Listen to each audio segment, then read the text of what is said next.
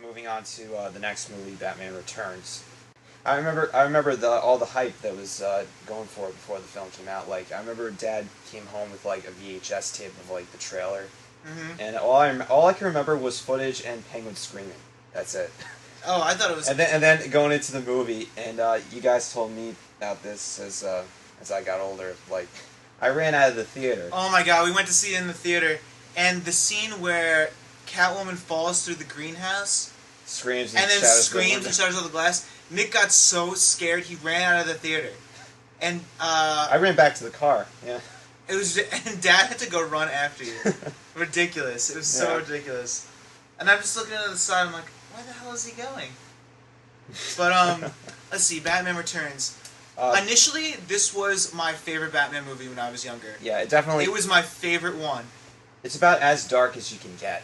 And then as I grew older, I kind of was replaced by '89, and then Batman Begins, and I took a head seat. But it's still my third favorite, and I still consider it a pretty good movie. Yeah. I mean, it was tough pulling off a character as the Penguin. Yeah, the character of the Penguin had to become darker, so they made him like a sort of deformed guy. Yeah, from this wealthy family that. No, I loved their background, which they assumed in the comics and in the cartoons. Yeah. That he was a cobblepot. Another rich Chesterfield cobblepot. Another rich Gotham elite, except instead of it was kind of the opposite of Bruce. Instead of being like, you know, the handsome young, you know, guy, Debonair. he was actually the disgusting, you know, shame of the family. Yeah. So they dumped him. Yeah. So. And now Paul Rubens played the dad. You know, yeah, so. And the girl from Pee-wee's Big Adventure, that was the mom. The one waitress or whatever. Yeah, the waitress that Pee-wee fought. So, you know, Tim Burton going back to his roots, I guess, a little bit, but. Yeah, so I thought that was a great like dichotomy between, you know, the Waynes and the Cobblepots type thing. But I have to call bullshit. Being raised by penguins. No, that was. I'm sorry. I wish they didn't buy that angle. I'm sorry. No, especially the end, which is the funniest scene in like the movie when Penguin dies and goes. Oh, he falls face first, and that guy falls down, and he just rocks. and then giant people in penguin suits come shuffling out and drag him without even touching him. Yeah, they don't even. The fins don't even touch him, and they drag him into the water. And somehow they're moving him to the river. That was a little too much, even for me. Yeah, but watch the clip where he keels over and over. It's funny as hell. If you just hit replay and like keep doing it, you'll just laugh your ass off. It's so funny. Yeah. But otherwise, I thought he was a great character. I thought he was really dark. He wanted to kill all the kids in the city. Yeah, the firstborn sons of Gotham. That's extreme. And then he wanted to kill everyone in the city, so that was awesome. In his previous, when Batman's on the computer, looking up the old stuff. Yeah. Penguin had killed kids before. It was like a record of like the circus of like missing children. Yeah, like all the children that Penguin killed. So he was like a child killer. Yeah. Which is pretty intense. Also, he was kind of a mastermind. He was an intelligent guy. He plotted all that stuff, you know, this whole coming back party, blackmailing Max Schreck, you know, really becoming like almost mayor. Like he really did. He was really a darkly charismatic framing guy. Batman. Yep, framing Batman. And then Batman getting back on him. He was a very like intelligent villain. Yeah, and Christopher Walken did a good job as Max Schreck. Oh yeah, I like the kind of that was another opposite of Bruce Wayne, because it was like the dark businessman. Yeah. You know what I mean? It's like the role I always thought Lex Luthor could fill. Yeah. Because he was like developing this power plant, but then unwittingly, Selina Kyle figures out that he was going to use all of like the power supply. He was going to be draining from other power supplies and storing it. Yep. Not creating a new one. Yeah. And that by paying for all this, he would make sure that his son was rich as he was in his life. Yeah, I mean that guy was from that football movie. Mm-hmm. Mr. Man, it's time to go down and bring joy to the masses. Dad. That's down the bada bing. Anyway. Bing, bang, boom.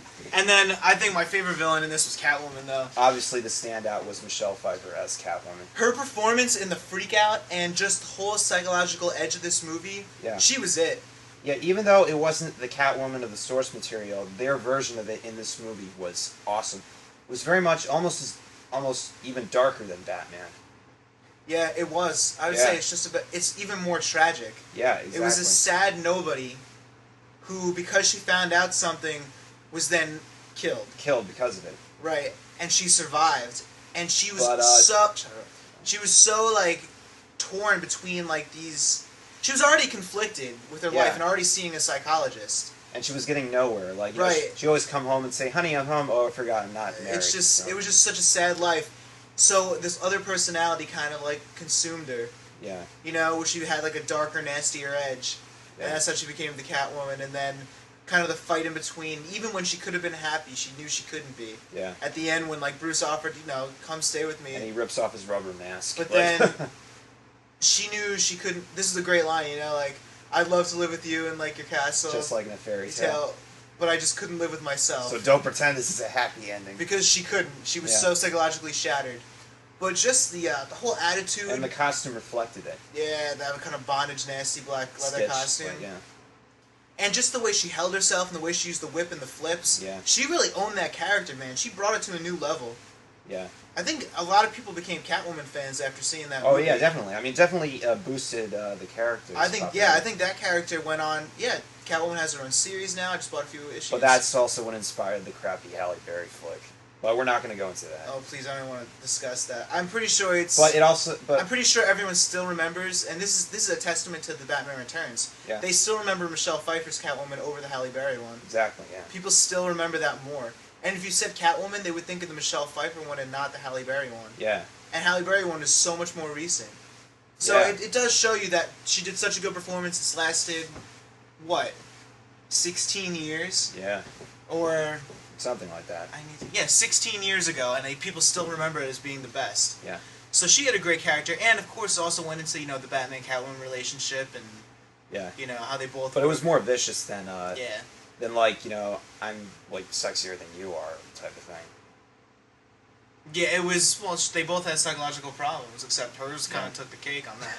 Well, during the fight scene when Batman hits her, how could you? I'm a woman. Yeah, she kind of played the woman card. Yeah. To get an upper hand. Yeah. Life's a bitch, now so am I. It was good. There was a lot of good lines in there in general. Definitely. Another great quotable movie that is still quoted every now and then. Exactly, yeah. But as with the being raised by penguins here, I have to call another bullshit. I mean, the cat's like licking her and giving her 9 lives. Resurrecting her? The resurrection and the 9 lives thing. Yeah, it seemed like there was like a strange animal motif going on in the movie. Like, I know Tim Burton, I know where Tim Burton was going with that. Tim Burton liked the kind of supernatural aspect. Yeah. He took like the urban legend to the next level by actually having these sort of supernatural occurrences. Yeah. I didn't mind it then, and I mean, I guess I don't mind it now. Yeah. But I would prefer that to be kind of. But I think we prefer it to be more realistic. An internal struggle. Yeah. I mean, definitely not the penguin raised by penguins. Yeah. I could see maybe like, I know Selena Kyle always loved cats, and I know that the cat thing was in her head. The cat motif. But better to have that psychologically. She has 9 lives. That somehow ends up being like that, than having the cats actually like revive her.